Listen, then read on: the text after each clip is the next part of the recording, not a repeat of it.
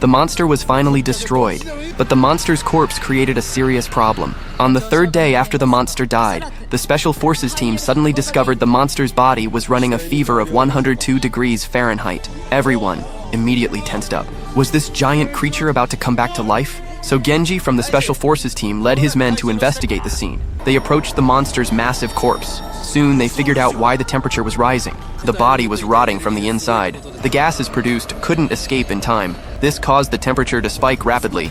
Just then they suddenly noticed a huge pus-filled sac had formed on the monster's body. Genji grabbed an iron rod to poke at the sac. The next second the sac suddenly exploded. Thick plasma instantly splashed all over the three men. The awful smell made them sick, and they started dry heaving. Immediately after that, they decided to freeze the monster's corpse with liquid nitrogen. Unexpectedly, the frozen corpse started thawing the very next day, and under the cold temperature stimulus, the pressure inside the monster suddenly shot up dramatically. Soon, another huge pus sac bulged up on the corpse. Genji immediately notified the leadership they urgently needed to burst the sac. Monster's corpse suddenly exploded. Massive amounts of toxic gas swept through the entire Special Forces base.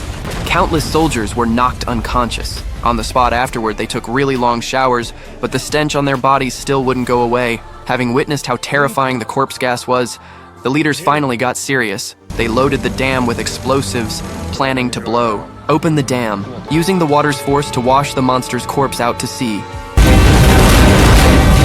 With the sound of explosions, a hole was blasted in the dam. Water instantly poured out, rushing toward Godzilla's corpse. Pushed by the massive waves, the monster's body began moving slowly. Just when everyone thought the plan was about to succeed, an accident still happened. Large amounts of water poured into the monster's belly through its mouth, then flowed out through its lower body. This instantly reduced the water's pushing force. Then the pus sac deflated. Massive amounts of corpse gas also escaped through the lower body. The city's air was completely contaminated. Residents were forced to relocate and evacuate. Even more terrifying, the virus in the corpse gas made infected people grow mushrooms all over their bodies. This immediately shocked the leaders. To avoid causing public panic, the leadership immediately held a press conference to calm the public. The monster's corpse gas contained no viruses whatsoever, so there was absolutely no risk. The Environmental Protection Director did a report standing on the monster's corpse, proving the corpse gas wouldn't harm human health. Who knew she would slip and fall directly into a wound in the corpse?